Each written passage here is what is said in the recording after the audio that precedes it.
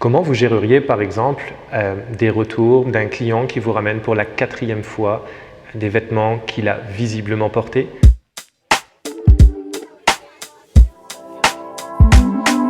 C'est à partir du moment où un produit a été expédié et livré au client et qui, pour tout un tas de raisons, revient à son point de départ. On va imaginer des méthodes de réemballage, de remise en stock et de revente efficaces.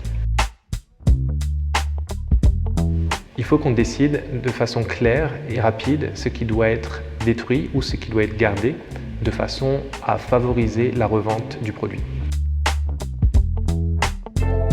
Il faut garder à l'esprit que les retours, c'est essentiel dans le cycle de vie d'un produit. Un processus de retour mal géré, ça peut conduire à des plaintes de clients et notamment amener à une mauvaise réputation d'une compagnie avec des commentaires sur des réseaux sociaux par exemple. On va commencer dès la mise en ligne du produit avec des fiches descriptives suffisamment détaillées. On va également essayer de comprendre et d'analyser l'origine de nos retours. On peut enfin récompenser les clients qui ont un très faible taux de retour et au contraire pénaliser les clients qui ont un taux de retour important.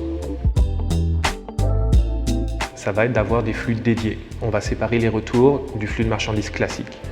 On va essayer d'avoir des espaces dédiés pour travailler sur ces retours, de même, dans la mesure du possible, qu'un personnel dédié à ces retours. Ça va être de commencer à y penser dès le début. Les retours font partie intégrante du cycle de vie d'un produit.